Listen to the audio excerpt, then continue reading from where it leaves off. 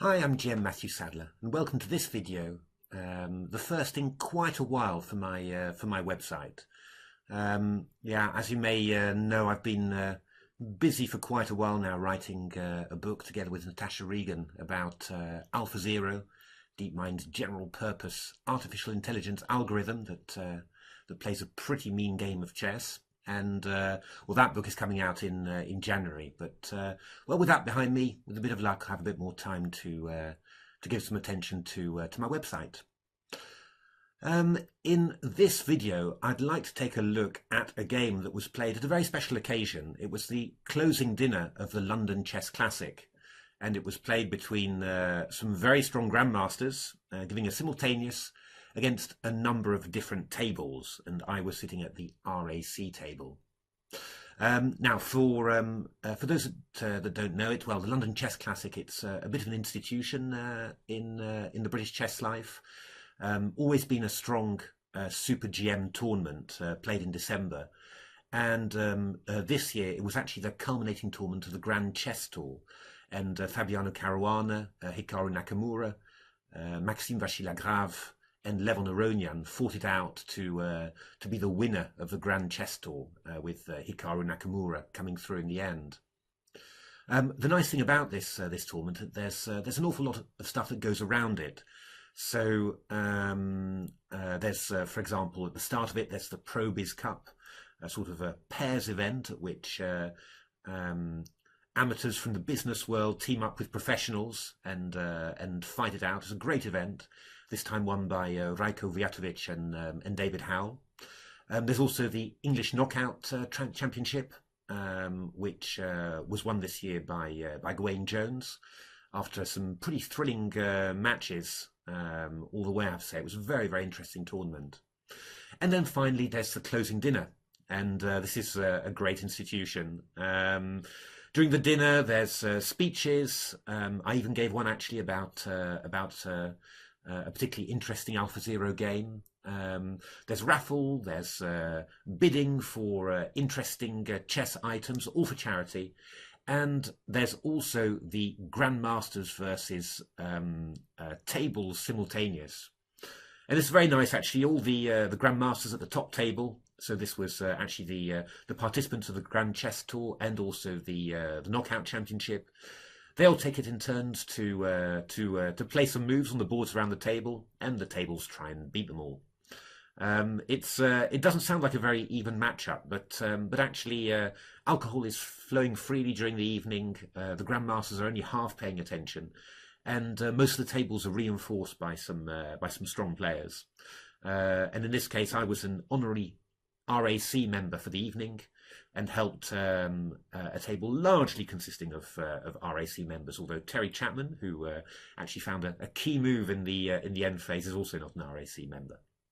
Anyway, I hope you enjoyed the game. It was quite fun, and it's quite typical of the sorts of games that are played at this occasion. Actually, this year I think the Grandmasters fared very, very badly. The tables really took them to the cleaners. So it was a great event, and it's not very often that you can have someone like Fabiano Caruana or Levon Aronian resigning against you, and it's actually happened to us this time. So anyway, hope you enjoy it.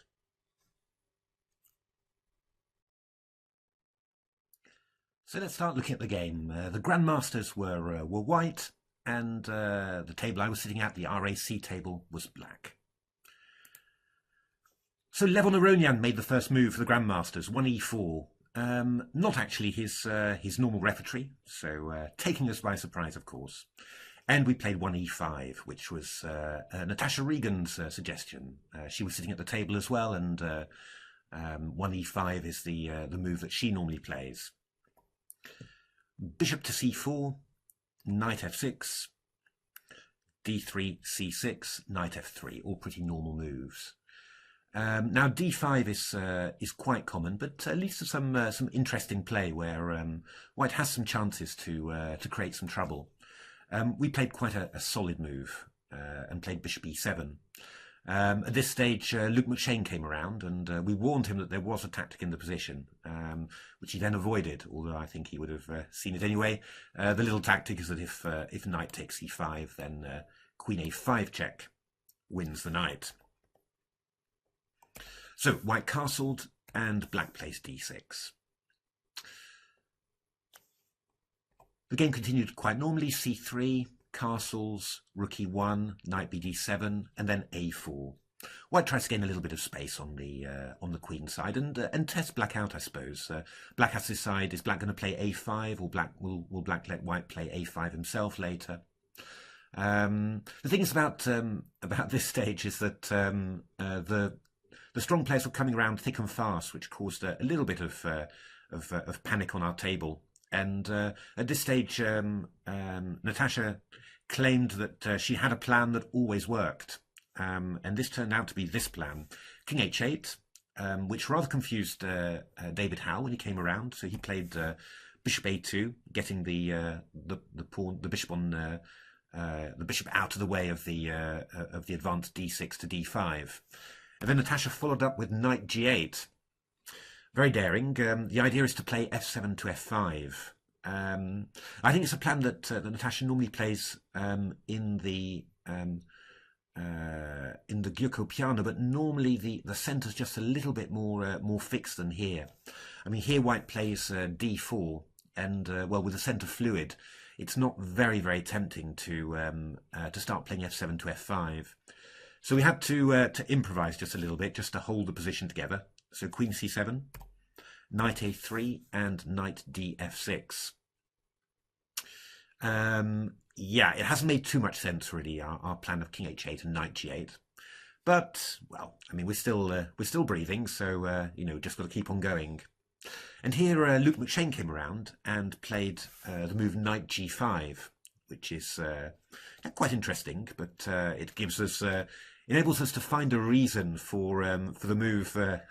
Well, for the maneuver king h8, knight g8. Although, to be honest, if we hadn't actually played king h8 and knight g8, then we wouldn't actually need to play this next move, which is knight h6. So defending f7, and here Fabiano Caruana came around and played f4, which looks quite strong. But funnily enough, as often happened in simuls when pieces get put onto strange places, it's actually not that bad for black. The key point, I think, is that after bishop g4, queen d3, we have this move knight h5. And all of a sudden, this knight on g5, pawn on f4, queen on d3 are just awkward tactically. Also, the rook on e1 would probably rather be on f1, since white has played to open the f-file. And of course, the knight on a3, you know, the bishop on c1, rook on a1, and not actually doing a great deal. Whereas, actually, funnily enough, all black's pieces are kind of developed. So all of a sudden, it's not actually that bad for black. I suppose the most consistent idea that white might have would be to play. Well, h3 is what Gawain played, but it's to play the move f4 to f5. Seems quite strong at first. It sort of punishes black for not getting rid of this wall of white pawns by playing e takes f4, and of course the bishop on g4 is also a little bit stuck. But black has this idea: knight f4, bishop f4, ef. And then the idea of that is that after a move like h4, you know, trying to keep this strong knight on g5, then black has this idea, d5. And it's actually pretty dangerous for white, this. The problem is white can't keep his pawns on e4 and f5 together, and after e takes d5, then black plays knight takes f5. And, well, suddenly all black's pieces are coordinating very nicely. This pawn on f4 gives black some outposts on e3 and g3. The h4 pawn is weak, and even the knight on g5 is vulnerable. I mean, we just need to chase away this knight somehow, or maybe block the b1 h7 diagonal by playing the move g7 to g6, and then the h4 pawn will be hanging. I spent a little bit of time analysing this, and perhaps the best line I found here was for white to play knight c4. Coming in with knight e5 is quite dangerous, but I think that black can just play this idea and play f6. And after g takes f6, then g takes f6. And black is going to come around with queen g7, rook g8, knight g3, queen h6, f4 to f3. It's dangerous. It really is dangerous for white. It looks a little bit like a king's gambit gone a bit wrong for white. So yeah, I mean, I think that that probably after knight h5, black was sort of doing fine. I think the best move that white could have played would be to play something like fe takes, and then maybe h3, maybe knight c4 is another possibility. Maybe rook f1, targeting f7. But black's always got ideas like knight to f4. So there's always some counterplay in there. Yeah, at this point, it was a bit of a tricky decision to make, and obviously the grandmasters only have a few seconds to think about stuff. And I think it was Gawain Jones who came around at this point and decided to go for something very sharp, which is to play h3. But this actually looked quite good for black, and that's how it turned out. Knight takes f4, bishop f4, ef. And here Hikaru Nakamura came round, and he sort of picked up the knight and then hung in mid-air, trying to decide whether to capture on f7 or h7. In the end, he went for h7. But strange enough, this is turning out to be very nice for black. Well, white's minor pieces are sort of out of the way. Well, the bishop's sacking the rook on e1, and black's also threatening simply to play queen e7 to g5, or even queen e7, then bishop g3 and queen h4. Yeah, I mean, white's kingside is actually very, very weak here. So David Howell came along and played queen h3, trying to get a bit of kingside counterplay by getting rid of black's strong dark squared bishop for the cost of the exchange. But then this move was very strong for black, queen e7, stopping this move g4 to g5, because of course queen takes g5 is possible. And if white doesn't have that, then yeah, I mean, there's going to be some problems. For example, queen h5 is just met by g6, and the queen has to retreat, and there's no g4, g5 for white. And meanwhile, black is just planning to play g6, king g7, rook h8, and then just going to try and take over the attack on the king side.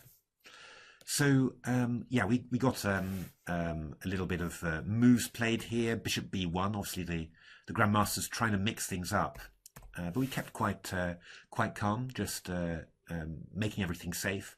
And now, yeah, I mean, black's next move is going to be d6 to d5 here, just getting rid of the knight. And this move, in actual fact, simply allows rook takes d6 when the rook on e1 is pinned, or rather the pawn on e5 is pinned to the rook on e1.